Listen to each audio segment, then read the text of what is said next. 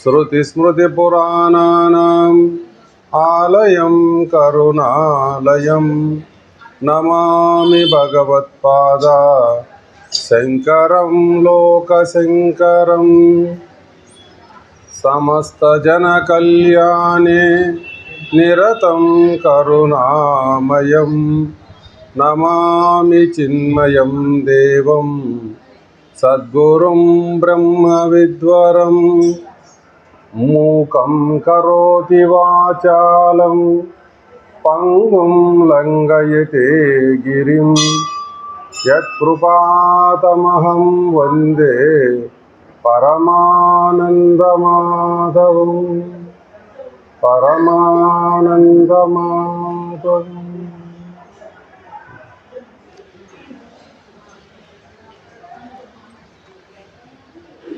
ఏడవ అధ్యాయమైనటువంటి జ్ఞాన విజ్ఞాన యోగాన్ని కంప్లీట్ చేసుకున్న తర్వాత భగవంతుడు ఏడవ అధ్యాయమైనటువంటి చివర 2 శ్లోకాలు చెప్తాడు.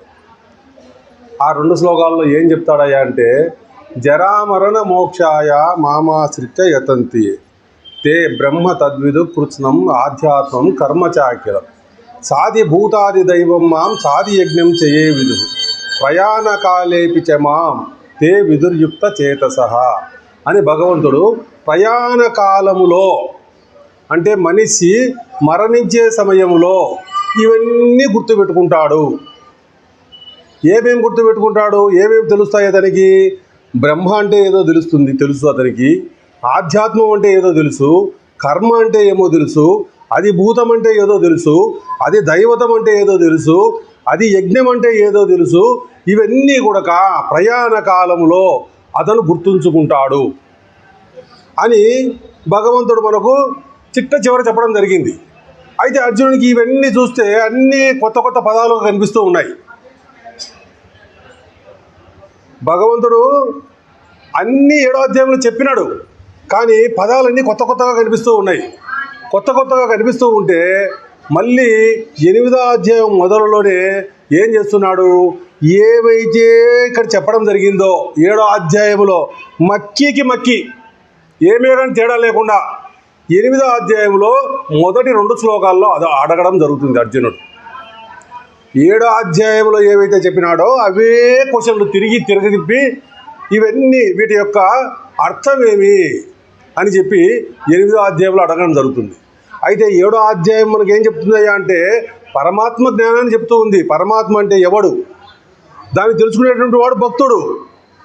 ఆ భక్తుని యొక్క లక్షణాలు చెప్పడం జరుగుతుంది 7వ అధ్యాయంలో.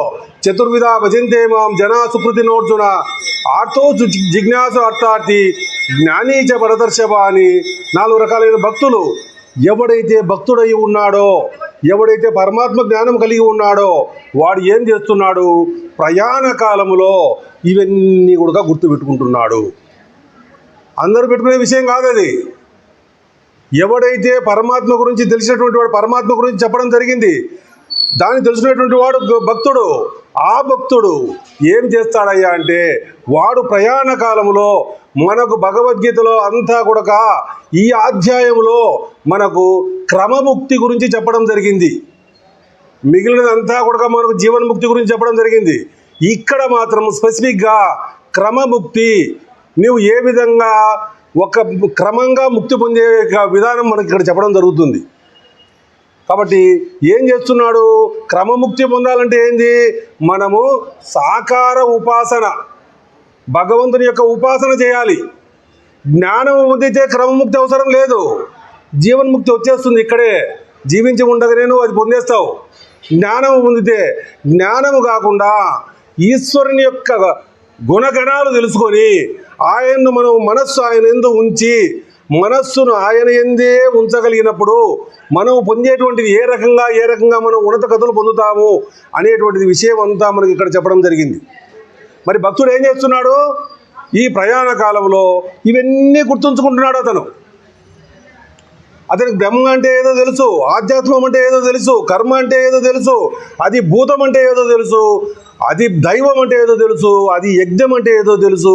ఇవన్నీ గుర్తుంచుకొని ఆయన శరీరాన్ని వదులుతూ ఉన్నాడు.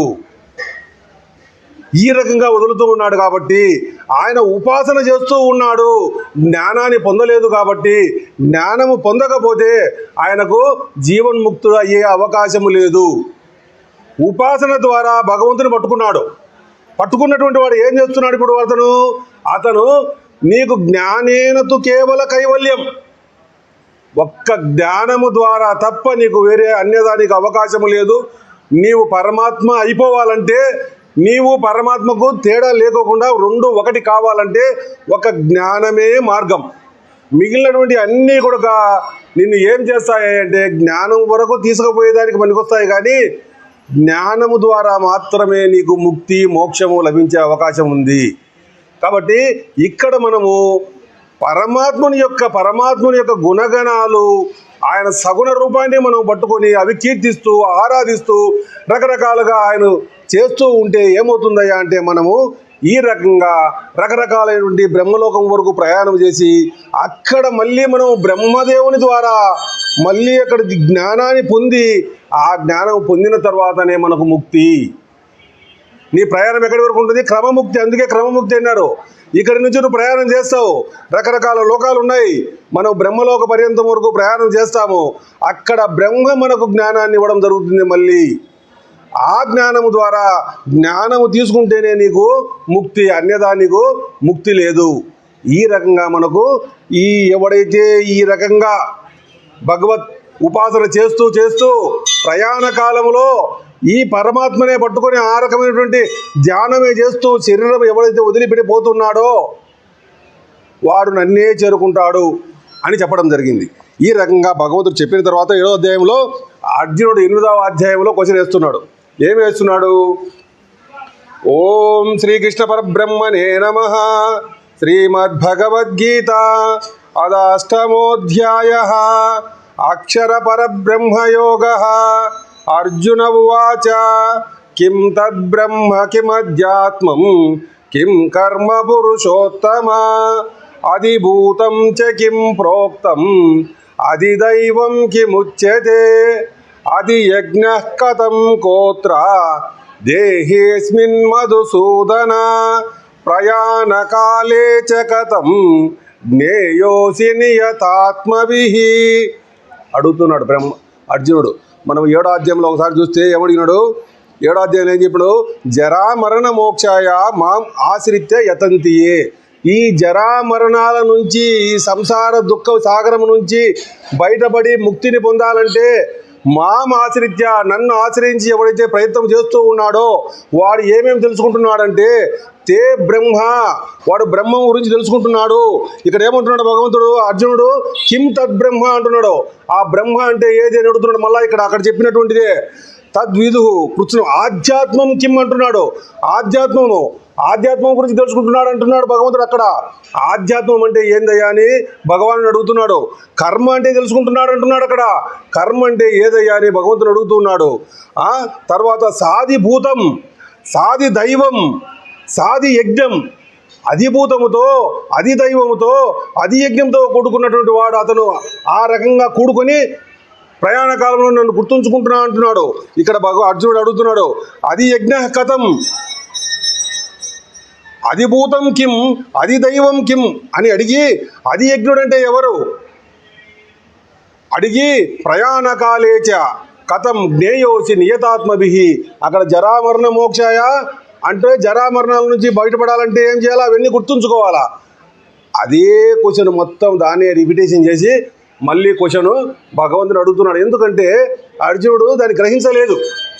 బ్రహ్మ అంటే ఏదో ఇంతవరకు పూర్తిగా తెలియలేదు, ఆధ్యాత్మం అంటే ఏదో తెలియదు, కర్మ అంటే ఏమో తెలియదు.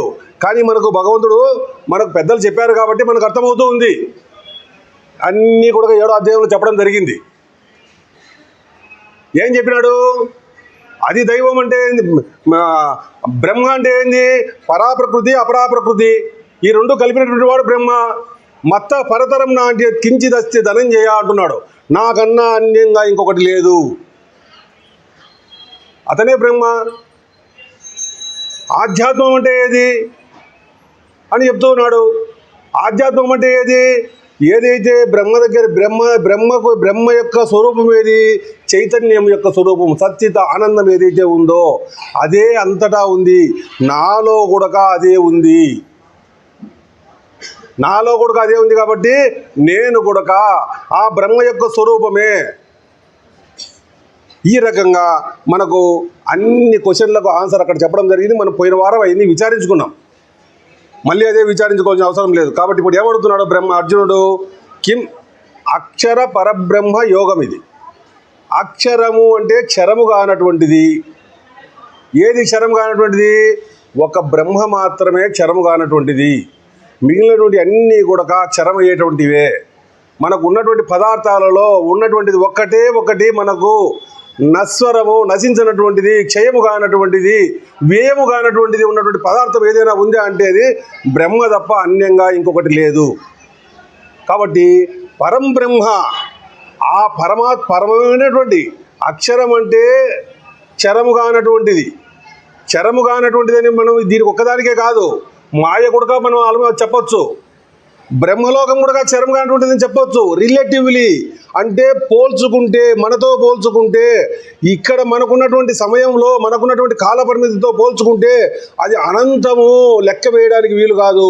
కాబట్టి అది కూడా అక్షరమనే చెప్తాము. మాయ కూడా అక్షరమనే చెప్తాము. బ్రహ్మ కూడా అక్షరమే. మరి ఎలా కనుక్కునేది?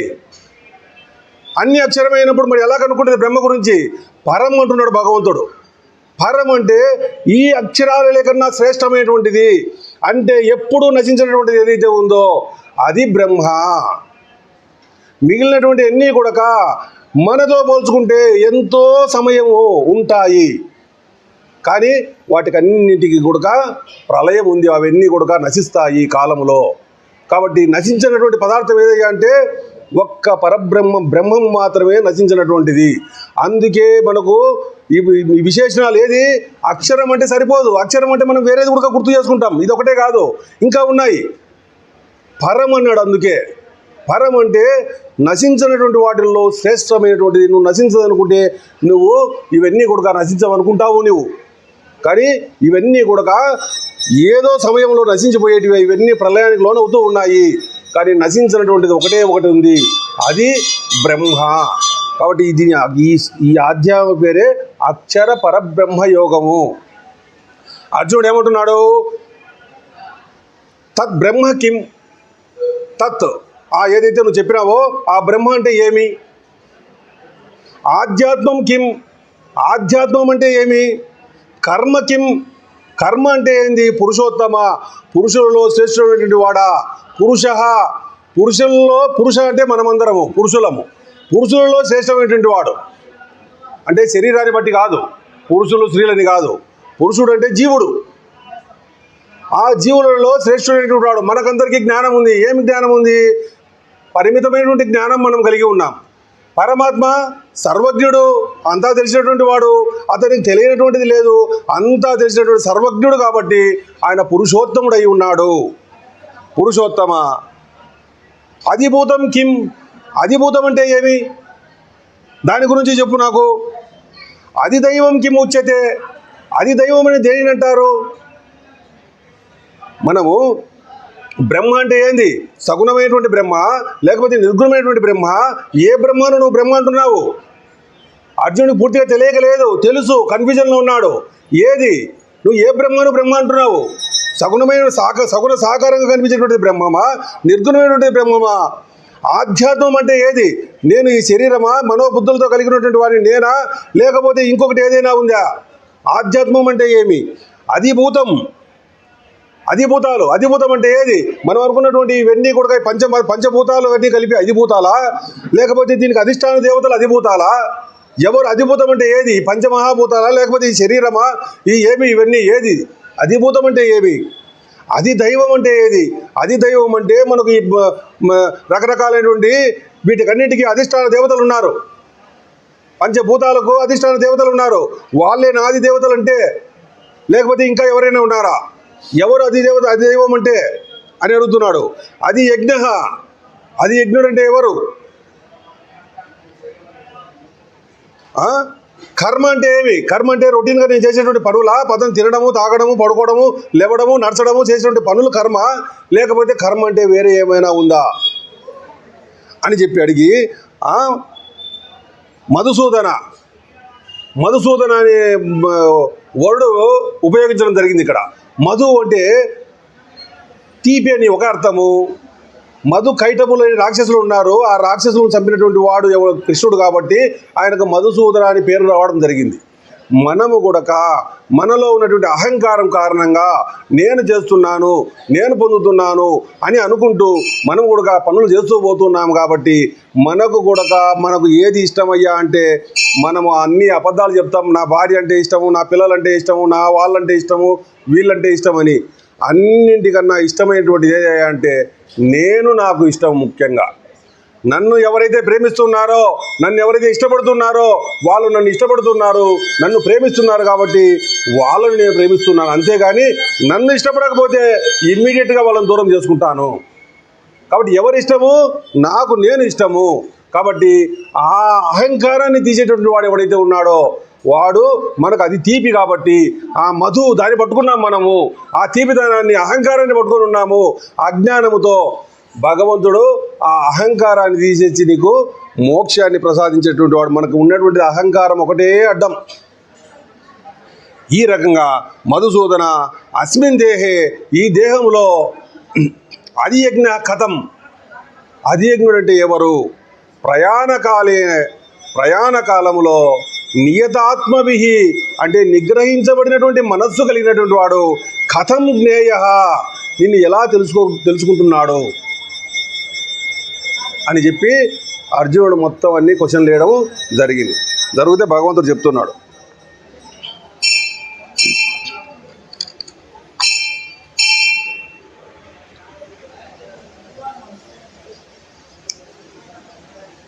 శ్రీ భగవానువాచ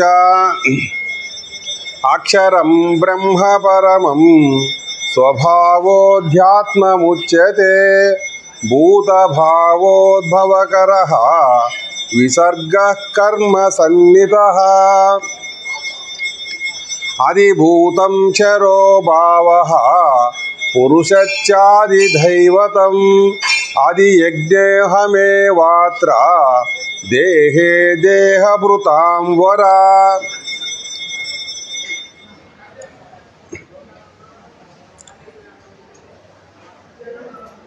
శ్రీ భగవాన్ ఉవాచ, భగవంతుడు చెప్తున్నాడు. ఏం చెప్తున్నాడు? పరమం అక్షరం బ్రహ్మ. మనం ఇప్పుడే చెప్పుకోవడం జరిగింది ఉపమానాలు. ఇప్పుడు గో ఉంది, మనకు గో అంటే ఏది, మనం ఎలా గుర్తుపట్టాలి అన్నామనుకోండి. దానికి సంబంధించినటువంటి ఒక లక్షణం చెప్పేసి ఒకటి కొమ్ములు ఉన్నటువంటిది గోవు అన్నాం అనుకోండి. కొమ్ములు ఉన్నటువంటిది అంతా గోవేనా అని చెప్పి మనము గోవును పూజించాలని మనం చెప్పుకుంటాము. ఏం చేస్తాడు వాడు? రకరకాల కొమ్ములు ఉన్నటువంటి రకరకాల జంతువులు ఉన్నాయి. ఆ జంతువుని తెచ్చి పూజించే కాదు, అది గోవు కాదు. మరి ఏమి గోవుకు స్పెషలైజేషన్ ఏమి? కొమ్ములు ఉండడమే కాదు, గంగడోలు కూడా ఉంటుందయ్యా. గంగడోలు ఉన్నటువంటిది గోవు అని చెప్పినామనుకోండి, ఇక ఆ రెండు ఉన్నటువంటిది ఇంకొకటి ఉండదు. ఈ రకంగా బ్రహ్మకు కూడా మనకు లక్షణం చెప్తున్నాడు. ఏం చెప్తున్నాడు? అక్షరం పరమమైనటువంటి నశించినటువంటి తత్వం ఏదైతే ఉందో అది బ్రహ్మ. ఏమయ్యా అది అంటే చైతన్యము, సచ్చిత్ ఆనందము. అది నిర్గుణ నిరాకారమైనటువంటిది. అది ఏ గుణాలు లేవు, నీకు కనిపించేటువంటిది కూడా కాదు. ఆ పరమాత్మ అది ఏదైతే ఉందో అది బ్రహ్మ. నీకు కనిపించేటువంటిది కానీ, నువ్వు ఊహించేటువంటిది కానీ, నువ్వు ఊహించడానికి కావాల్సిన శక్యమైనటువంటిది కానీ ఏది కూడా కాదు. అది నిరాకారమైనటువంటిది, నిర్గుణమైనటువంటిది. ఏదైతే సచ్చితానందము చైతన్యం ఏదైతే ఉందో ఆ చైతన్యము బ్రహ్మ. పరమమైనటువంటిది, శ్రేష్టమైనటువంటిది బ్రహ్మ. మనకు బ్రహ్మ గురించే మొత్తం ఉంది, తర్వాత చెప్తారు. ఇంకా ఏం చెప్తున్నాడు? స్వభావో ఆధ్యాత్మం ఉచ్యతే. ఆధ్యాత్మం అంటే ఏది అని అడిగినాడు అర్జునుడు. ఆధ్యాత్మం అంటే ఏదయ్యా అంటే స్వభావ. స్వభావ అంటే మన యొక్క స్వభావం ఏదైతే ఉందో అది ఆధ్యాత్మము. అంటే మన స్వభావం కూడా ఏది అంటే నేను కూడా సచ్చిదానంద స్వరూపుడనే. ఏదైతే పరమాత్మ ఉందో ఆ పరమాత్మ ఏది మొత్తం అంతటా వ్యాపించి సర్వగతం సమస్తము వ్యాపించి ఉంది. పరమాత్మను మనం ఎక్కడా కూడా లేదని చెప్పేదానికి లేదు. అంతటా వ్యాపించి ఉన్నటువంటి పరమాత్మ నాలోనూ ఉన్నాడు. నాలో లేకపోతే పరమాత్మ లిమిట్ అయిపోతాడు, పరిపూర్ణుడు కాదు. కాబట్టి ఆ పరమాత్మే నాలోనూ ఉన్నాడు, అవే లక్షణాలు కలిగి ఉన్నాడు. నాలో ఉన్నటువంటి ఆ పరమాత్మ ఏదైతే ఉందో ఆ స్వభావం కూడా ఏది అది కూడా ఆధ్యాత్మము, అది కూడా సచ్చిదానందమే, చైతన్య స్వరూపమే. కాబట్టి బాహ్యంగా అంతటా ఉన్నటువంటి దాన్ని బ్రహ్మ అన్నాము, సమిష్టిలో ఉన్నటువంటి దాన్ని బ్రహ్మ అన్నాము, వ్యష్టిలో ఉన్నటువంటి దాన్ని ఆధ్యాత్మం అనడం జరిగింది. నాలో ఉన్నటువంటిది ఏదైతే చైతన్యం ఉందో అది ఆధ్యాత్మము, సమిష్టిలో అంతటా వ్యాపించి ఉన్నటువంటి చైతన్యం ఏదైతే ఉందో అది బ్రహ్మ. కాబట్టి ఇప్పుడు ఆధ్యాత్మం అంటే ఏది? నేనే. ఈ రకంగా ఆధ్యాత్మం కిమ్మంటే స్వభావ, నీ స్వభావము ఏది సచ్చిదానందమే, ఆ చైతన్య స్వభావమే ఆధ్యాత్మం ఉచ్యతే, ఆధ్యాత్మం అని చెప్పబడుతూ ఉంది.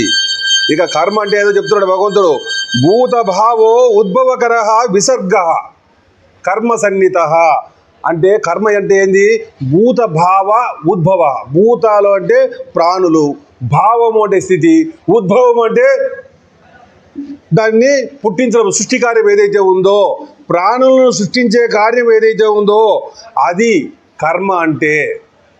కర్మ అంటే మనం ఏమనుకుంటున్నాము? మనం చేసేటువంటి పనులు అనుకుంటున్నాము. కానీ కర్మ అంటే ఏదయ్యా అంటే ఆ కర్మ ఏది? సృష్టి కార్యం ఏదైతే ఉందో అది కర్మ. ఇప్పుడు ఏమనుకోవాలి మనము? భగవంతుడు సృష్టిస్తున్నాడు కాబట్టి భగవంతుడు చేసేటువంటి పని కర్మ అనుకుందామా? కాదు. ఎందుకు? సృష్టి ఏం జరుగుతుంది, ఎక్కడ ఏం జరుగుతుంది? కర్మ అంటే ఏదయ్యా అంటే నీ జన్మకు భగవంతుడు ఏ రకమైనటువంటి కారణం కాదు. నువ్వు ఈ జన్మ తీసుకోవడానికి కారణం ఎవరయ్యా అంటే భగవంతుని మనము కారణం చేసేదానికి కాదు. ఎవరు కారణము? నువ్వే కారణము.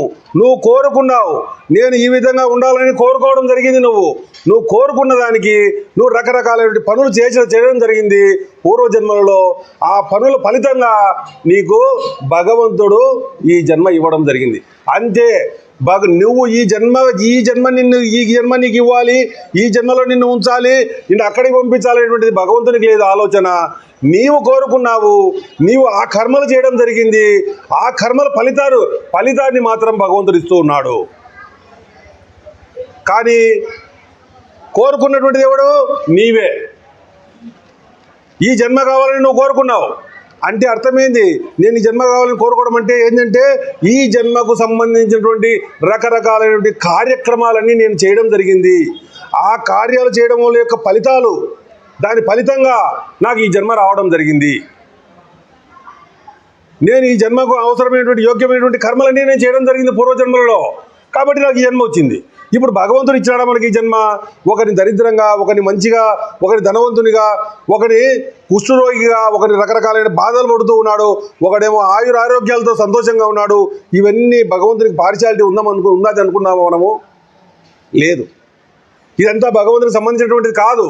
మనం చేసినటువంటి కర్మల ఫలితాలు, ఏ రకమైనటువంటి కర్మలు చేసినామో ఆ కర్మల యొక్క ఫలితాలు మనకే కాదు, మొత్తం సృష్టిలో ఉన్నటువంటి 84 లక్షల జీవరాశులకు కూడా వాటి కర్మలను అనుసరించే వాటి యొక్క జన్మలు. కాబట్టి ఇప్పుడు జన్మకు కారణం ఎవరు? మనమే కారణం. మనకు తల్లిదండ్రులు, ఏ రకమైన తల్లిదండ్రులు కావాలా? దానికి కారణం కూడా మనమే. ఎందుకు? మనం చేస్తున్నటువంటి ఫలితానికి అలాంటి తండ్రులను రావడం జరిగింది. వాళ్ళ కర్మలకు కారణం ఎవరు? మనం వాళ్ళ కర్మలకు, మన తల్లిదండ్రుల కారణము. వాళ్ళు చేసినటువంటి ఫలితాలకు మనం వాళ్ళ పుత్రులుగా రావడం జరిగింది. మనం చేసినటువంటి కార్యక్రమాలకు మనం ఇక్కడ జన్మించడం జరిగింది. మనం కొందరు చేసినటువంటి కార్యక్రమాలకు ఇంకా ఎక్కడో జన్మిస్తారు. ఆ పరిస్థితులు, ఏవైతే ఉన్నాయో మన చుట్టూ ఉన్నటువంటి ఆ పరిస్థితులు ఏవైతే ఉన్నాయో అవన్నీ కూడా మనకు భగవంతుడు మనకు అనుకూలంగా ఇవ్వడం జరిగింది. మనము కావాలనుకున్నాం, ఈ జన్మ కావాలి, ఇవి అనుభవించాలనుకున్నాం. దానికి సంబంధించి అనుకున్నాం అంటే ఏంది? ఆ పనులు చేసినామని అర్థం. ఆ పనులు చేయడం వల్ల ఏమవుతుంది? ఇప్పుడు నీవు అవన్నీ భోగాలన్నీ ఏవైతే నువ్వు చేయడం పూర్వజన్మలో చేసుకున్నటువంటి దానికి ఫలితాలు అనుభవించడానికి రావడం జరిగింది. మనమొకరమే కాదు, అందరూ కూడా మనము పోయిన జన్మలో చేసుకున్నటువంటి దానికి ఫలితంగా ఇప్పుడు అనుభవిస్తూ ఉన్నాము. అంతకుముందు జన్మలో చేసుకున్నటువంటిది పోయిన జన్మలో అనుభవించాము. ఇప్పుడు చేసుకున్నటువంటి కర్మలకు ఫలితాలు మళ్ళీ వచ్చే జన్మలో అనుభవిస్తాము. మళ్ళీ జన్మలో అనుభవాలు ఉంటాయి మనకు. ఇదే రకంగా ఈ సమిష్టిగా మనకు ఈ రకంగా ఉంటే, వ్యష్టిగా ఈ రకంగా ఉంటే సమస్త సృష్టికి కారణం ఏమైంది? ఈ సృష్టిలో చేసుకున్నటువంటి ఈ జంతుజాలం చేసుకున్నటువంటి కర్మలే కారణమై ఉన్నాయి. ఇప్పుడు సృష్టి అంతా ప్రళయం అయిపోతూ ఉంది. ప్రళయం అయిపోయిన తర్వాత మళ్ళీ సృష్టి జరుగుతూ ఉంది. మళ్ళీ సృష్టి జరుగుతున్నప్పుడు ఆ ప్రళయంలో మనం చేసుకున్నటువంటి కర్మల యొక్క ఫలితాలు మళ్ళీ మనకు సృష్టి జరిగేటప్పుడు ఆయా రకంగా మళ్ళీ మనం జన్మించడం జరుగుతుంది. ఇక్కడ మనకు కారణము మనం చేసుకున్నటువంటి ఫలితాలు, అక్కడ సమిష్టికి మొత్తం ఈ సృష్టికి కారణం ఏమైంది? ఈ సమిష్టిగా అందరం చేసుకున్నటువంటి ఏవైతే కర్మలు ఉన్నాయో అవన్నీ కూడా మళ్ళీ సృష్టికి రావడానికి కారణమై ఉంది. కాబట్టి కర్మ అంటే ఏది? ఈ సృష్టి మనం చేసుకున్నటువంటి ఏవైతే పనులు ఉన్నాయో వాటికి ఫలితాలు మళ్ళీ అనుభవించేదానికి మళ్ళీ సృష్టించడం జరుగుతుంది. కాబట్టి ఇది ఏదైతే సృష్టి కార్యం ఏదైతే ఉందో అది కర్మ అని చెప్పడం జరుగుతుంది. భూతభావో ఉద్భవకర విసర్గ కర్మ సన్నిత అంటున్నాడు భగవంతుడు. తర్వాత అధిభూతం క్షరోభావ. అధిభూతం అంటే ఏందని అడిగినాడు కదా. క్షరహ అంటే నశించేటువంటిది ఏదైతే ఉందో అది అధిభూతము. నశించినటువంటి పదార్థం ఏది? పరమాత్మ. నశించేటువంటి పదార్థం ఏది? అధిభూతం. మనం 7వ అధ్యాయంలో చూసుకున్నాం. ఏం చూసుకున్నాము? పరాప్రకృతి అపరాప్రకృతి అని 2 చూసుకున్నాం. అపరాప్రకృతి అంటే ఏది? భూమిరాపో అనలో వాయు కమ్మనో బుద్ధిరేవచ అహంకారం ఇతీయమ్మే భిన్నా ప్రకృతి రష్టదా. ఇవన్నీ కూడా అపరేయ ఇతస్త్వన్యాం ప్రకృతిం విద్ధి మే పరాం జీవభూతం మహాబాహో ఏదం దారితే జగత్. ఈ జీవభూతము ఏదైతే నిలిచి ఉందో, చైతన్యం ఏదైతే ఉందో అది, ఆ జీవ చైతన్యం ఏదైతే ఉందో అది పరాప్రకృతి. మిగిలినటువంటి అన్నీ కూడా ఈ భూమి, నీరు, అగ్ని, వాయువు, ఆకాశం అన్నీ కూడా అపరాప్రకృతి కిందికి వస్తాయి. అవన్నీ కూడా నశించిపోయేటువంటి స్వభావం కలిగినటువంటివి. కాబట్టి ఏం చెప్తున్నాడు? అధిభూతము. అధిభూతం అంటే ఏదంటే మనం ఈ సృష్టి ప్రపంచం అంతా కూడా ఇది ఇది ఇది అని ఏదైతే చూస్తూ ఉన్నానో అదంతా కూడా అధిభూతమే. నీకు ఏదైతే ఎక్స్పీరియన్స్ లేక వస్తూ ఉందో, నువ్వు ఏదైతే ఒక వస్తువును చూడగలుగుతూ ఉన్నావో అదంతా కూడా అధిభూతమే. నీ మనస్సును గురించి కూడా చూడగలవు. నా మనసులో ఆలోచనలు అట్లున్నాయంటో అది కూడా అధిభూతమే. అది కూడా నశించిపోయేటటువంటిదే. శరీరం నశించిపోయేటువంటిదే, చుట్టూ ఉన్న ప్రపంచం నశించిపోయేటువంటిదే, ఇదంతా నశించిపోయేటువంటిదే. అధిభూతం క్షరోభావ. అక్షర అంటే నశించేటువంటి గుణం కలిగినటువంటిది ఏదయ్యా అంటే అధిభూతము అని చెప్తూ ఉన్నాడు. ఇంకా ఏం చెప్తున్నాడు? పురుషచ్చాది దైవతం. అధిదైవం అంటే ఏది అంటే, అధిదైవం అంటే ఏదంటే ఫస్ట్ పుట్టినటువంటి పురుషుడు ఎవడైతే, మనం ఏమనుకుంటున్నాము ఈ రకరకాలైనటువంటి ఈ పంచభూతాలకు ఒక్కో పంచభూతానికి ఒక్కో అధిష్టాన దేవత ఉన్నాడు. వాళ్ళు దేవతల వాళ్ళేమన్నా మనం దేవతలు అనుకుంటాం, వాళ్ళని దేవతలు అనుకుంటాము. వాళ్ళందరూ కూడా సూర్యచంద్రుడు మనం దేవతలు అనుకుంటాము. ఈ సూర్యచంద్రుడు ఆ హిరణ్య గర్భుడు ఎవడైతే ఉన్నాడో మొట్టమొదటి పురుషుడు ఆ బ్రహ్మ కానీ, బ్రహ్మ అంటే చతుర్ముఖ బ్రహ్మ, ఆ బ్రహ్మ కానీ లేకపోతే అతన్ని హిరణ్య గర్భుడు అని కూడా అంటాడు. ఆయన ఎవడైతే ఉన్నాడో, ఆది పురుషుడు ఎవడైతే ఉన్నాడో అతను అంటే ఒక రూపము తీసుకొని బయటకు వచ్చినటువంటి వాడు ఎవడైతే ఉన్నాడో అతను హిరణ్య గర్భుడు అంటారు, అతన్నే బ్రహ్మ అని అంటారు. ఆయన అది దైవతము. ఆయన ఏం చేస్తున్నాడు? వీటన్నిటికీ శక్తినిస్తున్నాడు. వేటికి? ఈ అధిష్టాన దేవతలు మనం ఏదైతే అనుకుంటున్నాం, వీళ్ళు దేవతలు అనుకుంటున్నాం, వీళ్ళు దేవతలు అనుకుంటున్నాం, వాళ్ళందరికీ కూడా ఆయన ద్వారానే శక్తి రావడం జరుగుతుంది. మనకు సూర్యుడు ఆయనకు ఒక ఇంద్రియం మాత్రమే, ఒక కన్ను అనుకుంటా ఆయన. ఎవరికి? ఆ హిరణ్యగర్భునికి, ఆ బ్రహ్మకు సూర్యుడు ఒక కన్ను, దిక్పాలకులు ఒక చెవి, ఇట వీళ్ళందరూ కూడా ఒక ఇంద్రియాలు ఆయనకు. వీళ్ళందరికన్నా పెద్దవాడు ఎవడైతే ఉన్నాడో, ఆది పురుషుడు ఎవడైతే ఉన్నాడో అతను అది దైవము. ఆది యజ్ఞ అహమేవ అత్ర దేహభృతాంవర అంటే దేహులలో దేహము కలిగినటువంటి వాళ్ళలో శ్రేష్ఠుడైనటువంటి ఓ అర్జున, అది యజ్ఞుడు అంటే ఎవడయ్యా అంటే అహమేవ అత్ర, నేనే అది యజ్ఞుని. అది యజ్ఞం అంటే ఏంది? యజ్ఞం అంటే మనకు ఏం చెప్తున్నాము? యజ్ఞం అంటే ఏంటంటే ఒక రకంగా కర్మ అంటాం, డ్యూటీ అంటాం. మనం రకరకాల పంచమహాయజ్ఞాలు ఉన్నాయి మనకు. దేవయజ్ఞము, ఋషి యజ్ఞము, పితృయజ్ఞము, మనుష్య యజ్ఞము, భూత యజ్ఞం అని రకరకాల యజ్ఞాలు ఉన్నాయి. ఈ యజ్ఞాలన్నిటి ద్వారా మనం ఏం చేస్తున్నాము? పరమాత్మను ఆరాధన చేస్తూ ఉన్నాం. ఎవడు ఆరాధన చేస్తున్నాడు ఇక్కడ? లోపల ఉన్నటువంటి వాడు. ఆ ఉన్నటువంటి వాడు కూడా అదే చెప్తున్నాడు భగవంతుడు. యజ్ఞం అంటే ఏది అంటే ఇంకా మనం చేస్తున్నాము, ఫలితాలు కూడా చేస్తూ ఉన్నాము, రకరకాల కార్యక్రమాలు చేస్తూ ఉన్నాము. ఆ చేసేవాడు కూడా నేనే. దేహభృతం, ఈ దేహంలో ఉన్నటువంటి ఎవరు? అది యజ్ఞ అహమేవ అత్ర దేహే, ఈ దేహంలో అది యజ్ఞుని నేనే. అంటే మనము ఎవరి కోసము, ఎవరిని దేనికోసము ఆరాధించి మనం తపస్సు చేస్తూ ఉన్నామో, యజ్ఞం చేస్తూ ఉన్నామో, యజ్ఞ ఫలాలను ఎవరి కోసం మనం చేస్తూ ఉన్నామో, ఎవరిని దృష్టిలో పెట్టి ఎవరికి అర్పించేదానికోసం ఇవన్నీ చేస్తూ ఉన్నామో, ఆ తీసుకునేటువంటి వాడు ఆయనే. చేసేటువంటి వాడు, యజ్ఞము చేసేటువంటి లోపల ఉండి చేయించేటువంటి వాడు ఆయనే. దానికి ఫలితాన్ని ఇచ్చేటువంటి వాడు కూడా ఆయనే. ఇక్కడ మూడు ఆయనే ఉన్నాడు. మనము ఎవరిని ఆరాధించి యజ్ఞాలు చేస్తూ ఉన్నాము? పరమాత్మను ఆరాధించి చేస్తూ ఉన్నాము. లోపల ఉన్నటువంటి వాడు ఎవడు? అదే ఆధ్యాత్మము, అంటే ఆయన కూడా ఆయనే. లోపల ఉన్నటువంటి వాడు కూడా ఆయనే. ఆధ్యాత్మము మనం చెప్పుకున్నాము, బ్రహ్మ ఆధ్యాత్మము రెండు ఒకటే అని చెప్పుకున్నాము. ఆ లోపల ఉన్నటువంటి వాడు కూడా ఆయనే. ఆయన ఏం చేస్తున్నాడు? ఎవరి కోసం చేస్తున్నాడు? తన కోసమే చేస్తున్నాడు. దానికి ఫలితాలు ఎవడిస్తున్నాడు? తనే ఫలితాలు ఇస్తూ ఉన్నాడు అన్నటువంటి. ఉన్నది ఒకటే వస్తువే, రెండో వస్తువు లేదు. అది యజ్ఞం అహమేవాత్ర దేహభృతాంవర. ఈ దేహంలో అది యజ్ఞుడు నేనే ఉన్నాను, నేనే ఈ కార్యక్రమాలన్నీ చేస్తూ ఉన్నాను అని భగవంతుడు చెప్తూ ఉన్నాడు. తర్వాత శ్లోకం అంటే మనకు ఈ రెండు శ్లోకాలలో భగవంతుడు ఏం చెప్పడం జరిగిందంటే 6 క్వశ్చన్లకు ఆన్సర్ చెప్పడం జరిగింది. ఒక్క శ్లోకం ఉంది, ఏది? ప్రయాణ కాలములో భగవంతుని గుర్తించుకోవడం అనేటువంటిది. మొత్తం అధ్యాయం అంతా కూడా ఆ ఒక్క క్వశ్చన్కి ఆన్సర్ చెప్పడం జరుగుతూ ఉంది. ఆ ప్రయాణ కాలం గురించి చెప్తూ ఉన్నాడు భగవంతుడు. ఏం చెప్తున్నాడు?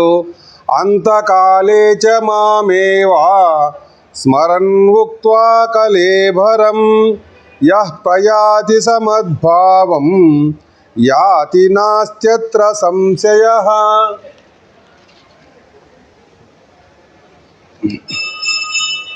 అంతకాలే చ, ఇక్కడ మనం చ అనేటువంటి చాలా ఇంపార్టెంట్ అయినటువంటి విషయం. కూడా అని అర్థం భగవంతుడు తెలుసు, లేకపోతే అంతకాలాన్ని చెప్పచ్చు. అంతకాలే అంటే అంతకాలం అంటే కాలం ముగిస్తూ ఉన్నప్పుడు, అంటే శరీరం వదులుతూ ఉన్న సమయంలో. మాం ఏవా, మాం అంటే ఆ పరమాత్మను. ఏ పరమాత్ముడు? సగుణమైనటువంటి పరమాత్ముడు ఇక్కడ చెప్తున్నాడు భగవంతుడు. సగుణ ఉపాసన గురించి మనకు ఈ అధ్యాయంలో చెప్పడం జరుగుతుంది. సగుణ ఉపాసన అంటే ఏది? భగవంతుని ఒక రూపంగా తీసుకొని ఆయన లక్షణాలన్నీ కీర్తిస్తూ మనం ఆయననే ఎప్పుడు ఆరాధిస్తూ ఆయననే సేవిస్తూ మనము ఉంటే అది సగుణ ఉపాసన అవుతుంది. కాబట్టి ఇక్కడ ఏం చెప్తున్నాడు? అంతకాలే నీవు శరీరం ఉదయ సమయములో మాం ఏవా, నన్నే, ఏవా అంటే నన్నే, స్మరించుతూ కలేబరం ఉక్త్వా. కలేబరం అంటే ఏంటంటే శరీరాన్ని, ఉక్త్వా అంటే విడుచుతున్నావో. ఎవడైతే తన చివరి సమయంలో శరీరాన్ని ఉదయ సమయంలో ఏమి చేస్తూ ఉన్నాడు?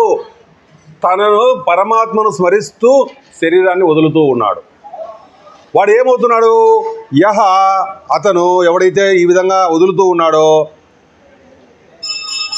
మద్భావం అతను మద్భావం ప్రయాతి, నా యొక్క భావాన్ని, నా యొక్క స్వరూపాన్ని, నన్ను చేరుకుంటూ ఉన్నాడు.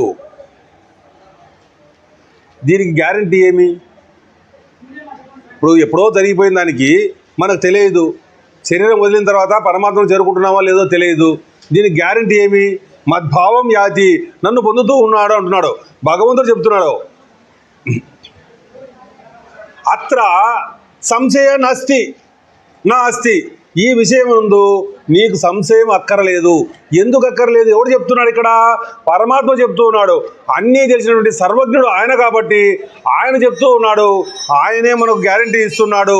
ఈ విషయంలో నీకు సంశయము నా అస్తి, సంశయమే లేదు. సంశయాత్మ వినశ్యతి, సంశయం కలిగినటువంటి వాడు నశించిపోతాడు. పరమాత్మ చెప్తూ ఉన్నాడు. మనకు శాస్త్ర ప్రమాణం ఉంది. శాస్త్రము పరమాత్మ నుంచి వచ్చినటువంటిదే ఆ ప్రమాణం కాబట్టి మనకు అత్ర సంశయ నాస్తి, నీకు ఈ విషయం ఉంది, నీకు సంశయం అక్కర్లేదు. కాబట్టి ఏం చెప్తున్నాడు? అంత్యకాలేచ మామేవా, అంత్యకాలములో కూడా నన్ను గుర్తుంచుకోవాలి. ఏ రకంగా గుర్తుంచుకోవాలి? మనకు చెప్పడం జరిగింది భగవంతుడు. మనకు 2 రకాల ఉపాసన ఉంది. ఏం ఉపాసన అంటే మనం దీనికన్నా ముందు కొంచెం టాపిక్ తెలుసుకోవాలా. ఉపాసన, సగుణ ఉపాసన, సకామ సగుణ ఉపాసన, నిష్కామ సగుణ ఉపాసన అని 2 రకాల ఉపాసనలు ఉన్నాయి. సకామ సగుణ ఉపాసన అంటే ఏదయ్యా అంటే మనము కోరికలను తీర్చుకునే దానికోసము రకరకాలైనటువంటి దేవతా ఉపాసన మనం చేస్తాము. దానివల్ల ఏమవుతుంది? ఆ దేవతలు ప్రసన్నులవుతారు. ప్రసన్నులు ఏం చేస్తారయ్యా అంటే మన కోరికలను తీర్చుతారు. అందుకే కొందరు ఆంజనేయ ఉపాసన చేస్తారు, కొందరు ఇంకొక ఉపాసన చేస్తారు, కొందరు దేవి ఉపాసన చేస్తారు, కొందరు విఘ్నేశ్వర ఉపాసన చేస్తారు. రకరకాలైన ఉపాసనలు చేస్తూ ఉంటారు. వాళ్ళందరూ ఏం చేస్తారు?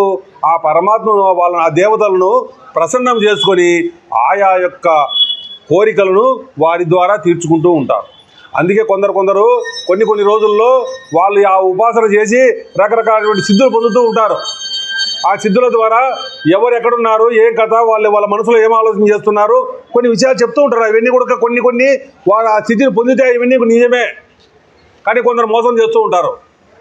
ఆ స్థితిని పొందగలిగి ఆ ఉపాసన ద్వారా, ఆ దేవతా ఉపాసన ద్వారా వారు ఆ స్థితిని చేరుకోగలిగితే వారు కొన్ని సిద్ధులు వాళ్ళకు లభించడం అనేటువంటిది సర్వసామాన్యం జరుగుతుంది. అది ఈ రకంగా ఏం చేస్తున్నారు?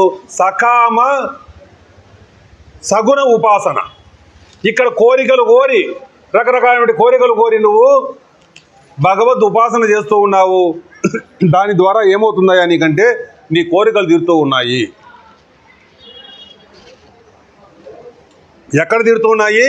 ఇహలోక, ఈ లోకమునందు. సకామ సగుణ ఉపాసనలో మనకు తీరేటువంటి కోరికలు ఎక్కడ తీరుతాయంటే ఇప్పుడే మనం జీవించి ఉండగానే జరుగుతాయి ఇవన్నీ. ఇంకొకటి ఉంది, నిష్కామ సగుణ ఉపాసన. మనకు ఏం చేస్తున్నాము?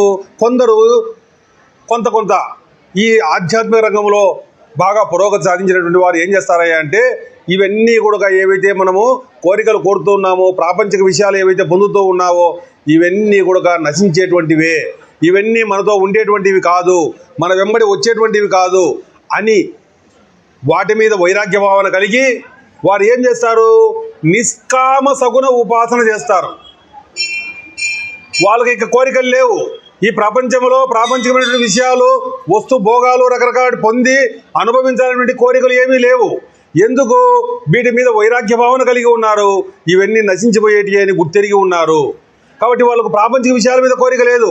పారమార్థికంగా ఏదో తెలుసుకోవాలి, ఆ ముక్తిని పొందాలి, పరమాత్మను చేరుకోవాలనేటువంటి కోరిక ఉంది. దానివల్ల వాళ్ళు ఏం చేస్తున్నారు? నిష్కామము. ఇక వాళ్ళకు ఈ లోకంలో పొందేటువంటివి ఏమీ లేకుండా సగుణ ఉపాసన, ఆ పరమాత్మను ఉపాసన చేస్తూ ఉన్నారు. వాళ్ళలో 2 రకాలు ఉన్నారు. నిష్కామ సగుణ ఉపాసన చేసిన వాళ్ళు 2 రకాలు ఉన్నారు. ఒకరు ఏదయ్యా అంటే పూర్తిగా నిష్కామ సగుణ ఉపాసన చేస్తూ దాని ద్వారా పరిపక్వత పొంది జ్ఞానమునందు ప్రవేశిస్తారు. జ్ఞానమునందు ప్రవేశించి వారు ఏం చేస్తారయ్యా అంటే ఆ జ్ఞానాన్ని పొంది వాళ్ళు ఇక్కడే జీవన్ముక్తులైపోతారు. ఇది ఒక రకమైనటువంటి ఉపాసన ద్వారా జ్ఞానము ద్వారా ముక్తి. ఇంకొక వారు ఉన్నారు, నిష్కామ సగుణ ఉపాసన చేస్తూ ఉన్నారు. వాళ్ళు ఏం చేస్తారు, వాళ్ళ జ్ఞానము అంటే అలర్జీ. ఎందుకు? ఆ పరమాత్మతో ఆ ఆనందాన్ని అనుభవిస్తూ పరమాత్మకు దగ్గరగా ఆ సుఖాన్ని ఆ ఆనందాన్ని ఆ పరమాత్మ యందు పొందుతూ ఉంటారు. వాళ్ళ జ్ఞానం అనేటువంటిది వాళ్ళకి అవసరం లేదనుకుంటారు. వాళ్ళు ఏం చేస్తారు, వాళ్ళు కేవలము నిష్కామ సగుణ ఉపాసన, జ్ఞానానికి రారోళ్ళు, జ్ఞానాన్ని వదిలిపెట్టేస్తారు. పరమాత్మను పట్టుకొని ఆయనను కీర్తిస్తూ ఆ ఆనందంలో తొలలాడుతూ ఉంటారు. అలాంటి వారు ఏమవుతారు అంటే ఆ నిష్కామ సగుణ ఉపాసన చేసి జ్ఞానం వైపు అడుగులిడక ఆ నిష్కామ సగుణ ఉపాసన ద్వారానే శరీరాన్ని ప్రయాణ కాలంలో అంతకాలంలో శరీరాన్ని వదిలితే ఏమవుతారు వాళ్ళు క్రమముక్తి పొందుతారు. ఆ నిష్కామ సగుణ ఉపాసన అంటే ఏది మనం చెప్పుకుంటాం? ఏం చెప్పుకున్నాము? బ్రహ్మ అంటే ఇదేది, అధిభూతం అంటే ఏదో తెలిసి ఉండాలి, అది దైవం అంటే ఏదో తెలిసి ఉండాలి, అది యజ్ఞుడు అంటే ఎవరో, అధిభూతం అంటే ఈ సమస్త ప్రపంచంలో నువ్వు ఎక్కడ చూస్తున్నావు, ఎక్కడ చూసినా పరమాత్మే కనిపించాలి నీకు. అధిభూతము మొత్తం చూసేటువంటి ఈ భూతం అంతా కూడా చరాచరాలన్నీ కూడా నువ్వు పరమాత్మ దర్శనం చేస్తూ ఉన్నా, అంతా పరమాత్మే ఉన్నాడు అనేటువంటి జ్ఞానం కలిగి ఉండాలి నువ్వు. అది దైవము, ఆ హిరణ్య గర్భుడు నీకు తెలిసి ఉండాలి, ఆయన గురించినటువంటి విషయం తెలిసి ఉండాలి. అది యజ్ఞుడు, లోపల ఉన్నటువంటి ఆయన కూడా ఎవడైతే ఉన్నాడో ఆయన కూడా ఆ పరమాత్మ యొక్క అంశే అనేటువంటి జ్ఞానం కలిగి ఉంటాడు. ఈ రకంగా అంతటా ఆయన ఉపాసన చేస్తూ ఉంటాడు. ప్రపంచం ఎక్కడ చూసినా ఆయనే. అక్కడి నుంచి పైన దైవికమైనటువంటి ఏవైతే జరుగుతూ ఉన్నాయో, దైవికమైనటువంటి ఏవైతే మనకి పొందుతూ ఉన్నామో అవన్నీ కూడా పరమాత్మ నుంచి వస్తున్నాయని తెలుసుకుంటున్నాడు. ఇక్కడ ఉన్నటువంటి లోపల ఉన్నటువంటి ప్రతి కార్యక్రమం ఏది చేస్తున్నా కూడా నేను ఎవరి కోసం చేస్తున్నాడు, ఆ చేసేవాడు కూడా ఆయనే ఆలోచన చేస్తూ ఉన్నాడు. కానీ ఐక్యత భావం లేదు. ఆయన నేను ఒకటేటువంటి జ్ఞానం లేదు. ఆ యొక్క లక్షణాలు నా యొక్క లక్షణాలు ఒకటేటువంటి జ్ఞానం లేదు. కేవలము ఉపాసన చేస్తూ ఉన్నాడు. ఆ జ్ఞానం కొరబడింది. దానివల్ల ఏమవుతుంది, ఇతను ఉపాసన చేస్తూ ఆ అంత్యకాలేచ్ఛ అంటున్నాడు భగవంతుడు. అంత్యకాలేచ్ఛ అంటే అంత్యకాలమునందు కూడా కావాలంటే ఏం చేయాలి, మనము జీవితం అంతా అదే పని చేయాలి. నీకు అంత్యకాలం ఎప్పుడో తెలియదు. ఎప్పుడు మనకు ఆయన యముడు ఎప్పుడు మనకు నోటీస్ ఇస్తాడో తెలియదు. నీకేమో నోటీస్ ఇచ్చినాడా, నీకు 1 సంవత్సరం తర్వాత నేను తీసుకుపోతానని? ఎవరికి తెలుసు? ఎప్పుడు నోటీస్ ఇస్తాడో తెలియదు. నీ పరిస్థితి ఎట్లా ఉంటుందో తెలియదు. నీకు నీ ఇంద్రియాలన్నీ సహకరిస్తాయో తెలియదు. అన్నీ సక్రమంగా ఉన్నప్పుడే నువ్వు 10 నిమిషాలు ధ్యానంలో కూర్చోవాలని ప్రయత్నం చేస్తే ఏమవుతుంది, నువ్వు కూర్చోలేకపోతున్నావు. నీ ప్రయత్నం ఒక పక్క ఉంది, లోపల వాసనలు ఒక పక్క నిన్ను ప్రేరేపిస్తూ ఉన్నాయి. నువ్వు ధ్యానంలో కూర్చొని నీ ప్రయత్నం చేస్తూ ఉంటావు. భగవంతుని యందు మనస్సు పెట్టాలని అన్ని ఇంద్రియాలు పటుత్వంగా ఉన్న సమయంలోనే నువ్వు ఏం చేస్తున్నావు, ధ్యానంలో కూర్చొని భగవంతుని యందు మనస్సు పెట్టాలని ప్రయత్నం చేస్తూ ఉన్నావు. కానీ లోపల నువ్వు చేసినటువంటి పనులు, ఆ వాసనలన్నీ రెడీగా ఉన్నాయి, అవి ప్రెషర్ ఎక్కువైపోతున్నాయి. అవి ప్రేరేపించి నిన్ను అక్కడి నుంచి నీ మనసును అక్కడ తీసేసి ఇవి బయటకు వస్తున్నాయి. వీటి గురించి ఆలోచన చేయాల్సిన పరిస్థితి ఏర్పడుతుంది. అన్నీ బాగా ఉన్నప్పుడే, అన్నీ మన కంట్రోల్లో ఉన్నప్పుడే.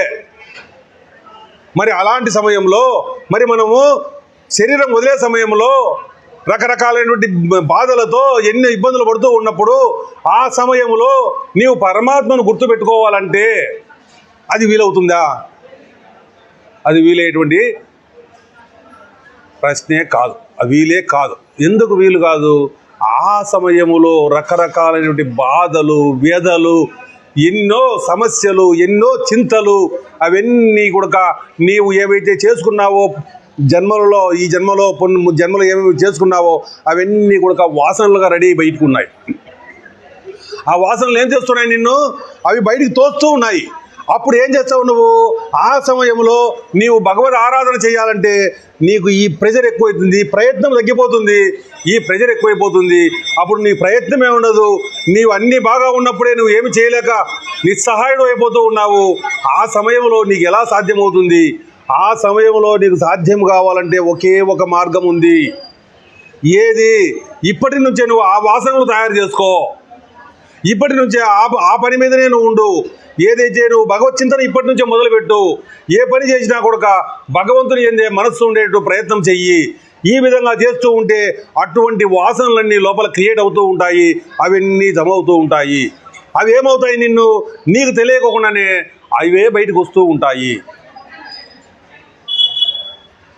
కాబట్టి అంత్యకాలంలో మనం భగవత్ స్మరణ చేయాలనుకుంటే మనం ఇప్పుడేమి భగవంతుడు ఏం చెప్తున్నాడు? అంత్యకాలం నందు ఎవడైతే నన్ను స్మరిస్తూ ఉన్నాడో వాడు నన్నే చేరుకుంటాడని చెప్తూ ఉన్నాడు కదా. అటువంటిప్పుడు ఇప్పటి నుంచి నేను ఎందుకు ప్రయాణం చేయాలి, ఆ రోజు చూసుకుంటానంటే అది వీలయ్యేటువంటి విషయం కాదు. నువ్వు ఎప్పుడు ఆ చింతన చేస్తూ ఉంటేనే నీకు అదే వాసన క్రియేట్ అవుతుంది. ఆ సమయంలో కూడా నువ్వు భగవంతుని పట్టుకునే వీలవుతుంది. లేకపోతే నువ్వు భగవంతుని పట్టుకోలేవు. అంత్యకాలేచ మామేవ స్మరన్ భుక్త్వా కలేవరం. ఈ రకంగా ఎవడైతే చివరి సమయంలో కలేవరం శరీరాన్ని వదులుతున్నప్పుడు ఏమి చెయ్యాలి అతను అంటే, ఈ రకంగా ఏమి స్మరణ చేయాలా? భగవత్ స్మరణ చేయాలి. భగవత్ చింతననే ఉండాలి. ఏమి ఆ చింతన? మనకు ఈ అంత్యకాలంలో చింతన చేస్తూ ఉన్నటువంటి వాడు మనకు 2 రకాలు చెప్పడం జరిగింది. ఏం చెప్పినాడు? ఆధ్యాత్మం అంటే ఏది, బ్రహ్మ అంటే ఏది అని చెప్పడం జరిగింది. బ్రహ్మ గురించి ఆధ్యాత్మ గురించి నీకు తెలిసిందా? నువ్వు జ్ఞానివి, ఇక అవసరం లేదు. నీవు జీవన్ముక్తునివి, సాధ్యోముక్తి అంటారు దాన్నే. నువ్వు ఆ ముక్తుడివి అయిపోతావు. ఇక నువ్వు జీవించి ఉండగానే నీకు ఈ రకమైనటువంటి ఏ రకమైనటువంటివి నీకు ఈ జరా మరణాల యొక్క బాధ కానీ నీకు ఏమీ ఉండవు. ఏ విధంగా అయితే ఫ్యాన్ ఆఫ్ చేసినాం, కరెంటు పోయింది, పోతే ఏమవుతుంది? ఫ్యాన్ తిరుగుతూ ఉంది, కొంతసేపు తిరుగుతూ ఉంది. ఇప్పుడు ఏమైంది? తను ఎవరో తెలుసుకున్నాడు. పరమాత్మ యొక్క లక్షణాలు, తన యొక్క లక్షణాలు తెలుసుకున్నాడు. తను అదే అయిపోయినాడు, కానీ జీవించి ఉన్నాడు. ఎందుకు? కరెంటు పోయింది, ఫ్యాన్ తిరుగుతూ ఉంది. ఇక్కడ కూడా తను ఆ స్థితికి చేరుకున్నాడు. ప్రారంధము రన్ చేస్తూ ఉంది శరీరాన్ని. ఇక అతను తాదాప్యం చెందలేదు శరీరంతో. శరీర తాదాప్యం కట్ అయిపోయింది, కానీ ప్రారంధం రన్ అయిపోతూ ఉంది. కరెంటు పోయినా కూడా ఫ్యాన్ తిరిగింది కొంతసేపు. ఆ విధంగా లోపల అతను ఆ పరమాత్మ జ్ఞానం తెలుసుకున్న, తన స్వరూపం ఏదో తెలుసుకున్నా కూడా కొంత సమయం వరకు అతను జీవించి ఉండవలసిన పరిస్థితి ఏర్పడింది. ఎందుకు జీవించి ఉండవలసిన పరిస్థితి ఏర్పడింది? ప్రారంధమైనటువంటిది వదిలినటువంటి బాణము, దాన్ని తగ్గించ వీలు కాదు. ఇది ప్రయత్నం బాగా ఉండి ప్రారంధము తీరకముందే ఆ స్థితిని చేరుకోవడం జరిగింది. చేరుకున్నాడు కాబట్టి జీవించి ఉండగానే ముక్తుడు కావడం జరిగింది. ముక్తుడైనాడు, కానీ శరీరం నిలిచి ఉంది. ఎందుకు శరీరం నిలిచి ఉంది? ప్రారంధం వెనక ఉంది కాబట్టి ఆ ప్రారంధ అనుభవాలు శరీరానికి కలుగుతాయి, కానీ తనకు కలగవు. తను ఆ స్థితిలో ఉండిపోతాడు. ఇప్పుడు ఏమవుతుంది? ప్రారంధం తీరుతూనే శరీరం పడిపోతుంది. శరీరం పడిపోతే ఏమవుతుంది? విదేహ ముక్తి. ఇక మళ్ళీ దేహం తీసుకునే అవసరం లేకుండా అయిపోతాం. ఇది ఒకటి. ఇంకొకటి ఉంది, ఆ ఉపాసన కాకుండా మొత్తం అధిభూతం అంటే ఏది, అధిదైవతం అంటే ఏంది, అధి యజ్ఞం అంటే ఏంది, ఈ రకమైనటువంటి సగుణ ఉపాసన, నిష్కామ సగుణ ఉపాసన, ఈ రకమైన నిష్కామ సగుణ ఉపాసన చేసేటువంటి వాడు అంత్యకాలంలో మామేవ స్మరణ్ భుక్త్వా, నన్నే స్మరించుతూ, ఈ రకంగా చింతన చేస్తూ ఎవడైతే శరీరాన్ని వదులుతూ ఉన్నాడో వాడు మద్భావం అంటే నన్ను పొందుతూ ఉన్నాడు. అంటే మనం ఇక్కడ అర్థం చేసుకోవాల్సింది ఏంది? నీవు ఇమ్మీడియట్గా కాదు, రకరకాల స్టేజుల్లో మద్భావం ఎవడైతే ఉపాసన చేస్తూ ఉన్నాడో జ్ఞానికి మాత్రమే ఇప్పుడే నీకు ఆ స్థితి కలుగుతూ ఉంది. మిగిలినటువంటి వారికి ఆ స్థితి పొందే అవకాశం లేదు. కాబట్టి ఇక్కడ మద్భావం అంటే మనం ఏం అర్థం చేసుకోవాలి అంటే, నా స్థితిని పొందుతూ ఉన్నాడంటే క్రమముగా ఇక్కడ నుంచి ప్రమోషన్ తీసుకుంటాడు, అక్కడ నుంచి మళ్ళీ ఇంకో ప్రమోషన్లో ఆయన అక్కడికి చేరుకుంటాడు. ఈ రకంగా నన్ను పొందుతాడు. మద్భావం యాతి. భగవంతుడు మనకు గ్యారంటీ ఇస్తున్నాడు. అత్ర సంశయ నా అస్తి, ఈ విషయమునందు ఏ రకమైనటువంటి సంశయము అవసరము లేదు అని చెప్తూ ఉన్నాడు. చెప్పి తర్వాత ఆ విధంగా ఉండాలా అంటే మనం ఏం చేయాలి? యం యం వాపి స్మరన్ భావం త్యజత్యంతే కలేభరం తం తమేవైతి కౌంతేయ సదా తద్భావ భావితః.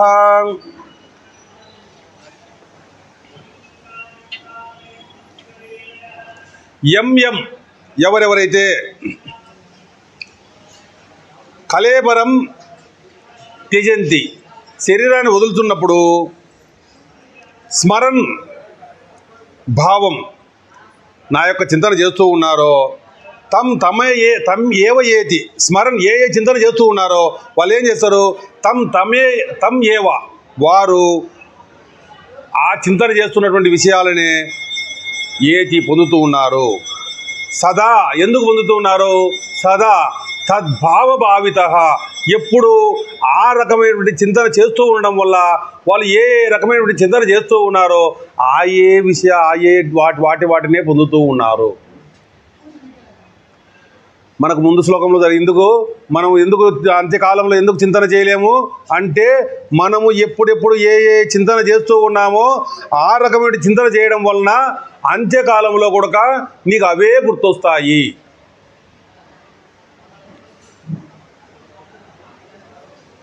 జడభరతుడు ఏం చేసినాడు? జడభరతుడు ఆయన రాజ్యాన్ని వదిలిపెట్టేసి వెళ్ళిపోయినాడు. ఎందుకు వెళ్ళిపోయినాడు? తపస్సు చేసుకొని ఆ పరమాత్మను చేరుకోవాలనే ఉద్దేశంతో వెళ్ళిపోయినాడు. వెళ్ళిపోయి ఏమైనాడు?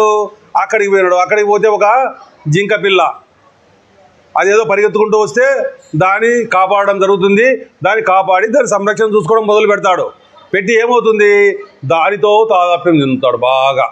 అది ఎక్కడికి పోతే ఇక్కడ మనస్సు పెడతాడు, అది ఎక్కడికైనా పోతుందేమో, ఏవైనా వచ్చి దాన్ని ఏమైనా చంపుతాయేమో, ఏవైనా వచ్చి దాన్ని తినేస్తాయేమో అనేటువంటి ఆలోచన తప్ప రెండవ ఆలోచన లేదు. ఏ పని మీద పోయినాడు? రాజ్యాన్ని వదిలిపెట్టేసి దేనికోసం పోయినాడు? ఆయన పోయిన పని వదిలిపెట్టేసి ఏం చేస్తున్నాడు? దీన్ని పట్టుకున్నాడు. పట్టుకొని ఏం చేసినాడు? ఆ చింతనే చేస్తూ ఉన్నాడు. ఆ చింతన చేయడం వలన ఏమవుతుంది? ఏమైనాడు లాస్ట్కు? మళ్ళీ జన్మలో మనకు చెప్తారు మళ్ళీ జింకగా పుట్టినాడు అని. కాబట్టి మనం ఏ చింతన చేస్తూ ఉంటే, ఏ వాసనల లోపల క్రియేట్ అవుతూ ఉంటే ఆ వాసనలకు అనుగుణంగానే మళ్ళీ మన జన్మలు ఉంటాయి. అందుకే మనం చింతన చేసేటప్పుడే జాగ్రత్తగా ఉండాలి. మనం ఏదైతే ఆలోచన చేస్తూ ఉన్నామో ఆలోచన లెవెల్లో నువ్వు చాలా స్ట్రాంగ్గా ఉండాలి. ఆలోచన ఏమవుతుంది? మాటల రూపంలో బయటికి వస్తూ ఉంది. మాటల దగ్గర నువ్వు కంట్రోల్ చేయలేదు, కర్మల రూపంలో బయటికి వస్తాయి. కర్మల దగ్గర నువ్వు కంట్రోల్ చేయలేదు, ఏమవుతాయి? నీకు అలవాట్లుగా బయటకు పడతాయి. అలవాట్ల దగ్గర నువ్వు కంట్రోల్ చేయకపోతే అవి ఏమవుతాయి? నీ వ్యక్తిత్వం అవుతాయి. అలవాట్ల దగ్గర నువ్వు కంట్రోల్ చేయకపోతే అది నీ వ్యక్తిత్వం అవుతుంది. ఎప్పుడైతే నీవు ఆ వ్యక్తిత్వం అయితే నువ్వు పొందినావో నీ యొక్క మనిషి నువ్వు ఎవరయ్యా అంటే ఇంకా వాడు రావణాసురుడు అని ఎందుకంటాము? వాడికి ఆ రకమైనటువంటి లక్షణాలు వాడు కలిగి ఉన్నాడు కాబట్టి వాడు మనిషిగా ఉన్నాడు. కానీ వాడు రావణాసురుడు, వాడు చెడ్డవాడు అని చెప్తా ఉన్నాం. ఎందుకు చెప్తున్నాము? ఆ రకమైన క్యారెక్టర్ కలిగి ఉన్నాడు. ఆ క్యారెక్టర్ ఎట్ట బిల్డప్ అయింది? లోపల ఉన్నటువంటి ఆలోచనల నుంచి మొదలైంది. నువ్వు ఆలోచనల దగ్గర దాన్ని తుంచకపోతే అవి మాటల రూపంలో బయటకు వస్తాయి. మాటల దగ్గర నువ్వు కంట్రోల్ లేకపోతే కర్మల రూపంలో బయటకు వస్తాయి. కర్మల దగ్గర నువ్వు కంట్రోల్ లేకపోతే అలవాట్లు అయిపోతాయి. అలవాట్ల దగ్గర నువ్వు కంట్రోల్ లేకపోతే అవి నీ అభ్యాసం అయిపోతుంది. నీవు అక్కడ కంట్రోల్ లేకపోతే అది నీ వ్యక్తిత్వం అయిపోతుంది. కాబట్టి నీవు ఆలోచనల దగ్గర జాగ్రత్త వహించు, అక్కడ నుంచే మొదలవుతుంది. కాబట్టి మనం ఏం ఆలోచన చేయాలి? మన వ్యక్తిత్వం అయిందంటే ఏంది? మనం ఏదైతే ఆలోచన చేస్తూ ఉన్నామో అదే మన స్వభావం అయింది. మనం పరమాత్మ గురించి ఆలోచన చేసామనుకోండి, అదే మన స్వభావం అయిపోతూ ఉంది. అవే మా ఆలోచన మనం చెప్పపెట్టుకోకుండానే లోపల నుంచి అవే బయటకు వస్తూ ఉంటాయి. మన ప్రయత్నం అవసరం లేదు, మన ప్రయత్నం అవసరం లేకుండానే అవి బయటకు వస్తూ ఉంటాయి. ఎందుకు? అదే చేసి చేసి చేసి చేసి అదే చేయడం వల్ల ఏమవుతుంది? ఆలోచనలే మన లోపల బయలుదేరుతూ ఉంటాయి. మనం ఒకసారి సైకిల్ తొక్కి వదిలిపెట్టామనుకో పొద్దునే ఉంటుంది అట్లే. ఎందుకు పోతూ ఉంటుంది? అది తోస్తుంటుంది, ఆ ప్రెజరు కొంతవరకు తోస్తుంది. అట్లే మనం ఆలోచనలు చేసి పరమాత్మ గురించి ఆలోచన చేస్తున్నాం అనుకోండి, ఆ ఆలోచనలే బయటికి పోయి చేసి మనము ఆ సమయంలో కూడా, ఏ సమయంలో శరీరాన్ని వదిలేటువంటి సమయంలో కూడా ఆ ఆలోచనల ప్రెజర్ ఉంటుంది కాబట్టి అవే దొల్లుతూ ఉంటాయి. దానివల్ల ఏమవుతుంది? ఆ స్మరణే చేస్తూ ఉంటాము. ఆ స్మరణ చేయడం వల్ల ఏమవుతుంది? మనము పరమాత్మను పొందే అవకాశం ఉంది. కాబట్టి వాపి స్మరణ్ భావం, ఏ రకాలైనటువంటి మనము చింతన చేస్తూ ఉన్నామో, భావాలను చింతన చేస్తూ ఉన్నామో, ఎప్పుడు త్యజత్యంతే కలేబరం, నీవు శరీరాన్ని వదిలే సమయంలో ఏవైతే చింతన చేస్తూ ఉన్నావో నీవు అవే అవుతావు అని చెప్తున్నాడు. అవే కాకుండా ఉండాలంటే మనం ఏం చేయాలి? మనము జీవితం అంతా కూడా పరమాత్మ చింతన చేయాలి. మనమంతా మనకు వెంట వచ్చేదేది? మనము శరీరాన్ని వదిలేటప్పుడు మనకు వెంట వచ్చేదేది? ఈ చింతనే. అలెగ్జాండర్ ఉన్నాడు. ఏం చేసినాడు అలెగ్జాండరు? ఎప్పుడు ఒకటే రథనవానికి. వాడు పెళ్ళాము, పిల్లలు, ఇండ్లు, వాకిలు అన్నీ వదిలిపెట్టేసినాడు. ఎప్పుడు దేశం మీద పడి జయించుకుంటూ ఒకరినొకరిని రాజ్యాలని జయించుకుంటూ పోతూ ఉన్నాడు. ఇక్కడ ఉన్నటువంటి వాళ్ళ మిలిటరీ అంతా, సైన్యం అంతా ఉంది. వాళ్ళందరూ చూసినారు, వాళ్ళందరికీ విసుగొస్తుంది. ఇదే పని వానికి చేస్తూ ఉంటే విసుగొచ్చింది. వీళ్ళందరూ కూడా వెనక్కి తిరుగుతారు. వెనక్కి తిరిగితే సరే అటైతే వదిలిపెట్టే చెల్లిపోదాంపా అని చెప్పి వెనక్కి తిరిగి అతను కూడా తన రాజ్యానికి రాబోతూ ఉన్నాడు. మధ్యలో ఏమైంది? మధ్యలో తన ప్రాణం పోయే పరిస్థితి ఏర్పడింది. తన ప్రాణం పోతుందని తనకు తెలుస్తూ ఉంది. ఈ మిలిటరీ వాళ్ళంతా ఏం చేస్తారు? ఇతరులను చంపేదానికి పనికి వస్తుంది కానీ చనిపోయేటువంటి బతికించేదానికి పనికిరారు వీళ్ళు. ఆ సమయంలో ఈ మిలిటరీ ఏం చేయలేదు. ఏం చేస్తున్నాడు? అతను చెప్తున్నాడు. ఏం చెప్తున్నాడు? అయ్యా, నేను ఇంతవరకు ఎన్నో దండయాత్రలు చేశాను, ఏమేమో సంపాదించాను, ఏమేమో పొందాను, ఎన్నో రాజ్యాలు నా స్వాధీనం చేసుకున్నాను. అయినా కూడా నేను వాడికి ఆ జ్ఞానం కలిగింది. అది ఒక్కటే మనం చెప్పుకోవాల్సిన విషయం. ఏమి జ్ఞానం కలిగిందంటే, నేను ఇక్కడ నుంచి పోతూ ఉన్నాను, పోయేటప్పుడు ఉత్త చేతులతో పోతూ ఉన్నాను అనేటువంటి విషయాన్ని నా చేతులు బయటికి పెట్టండి. నేను ఉత్త చేతులతో పోతున్నా, ఏది ఇక్కడి నుంచి తీసుకొని పోవడం లేదు నేను. కాబట్టి మనం ఏమి తీసుకొని ప్రయాణం చేస్తాము?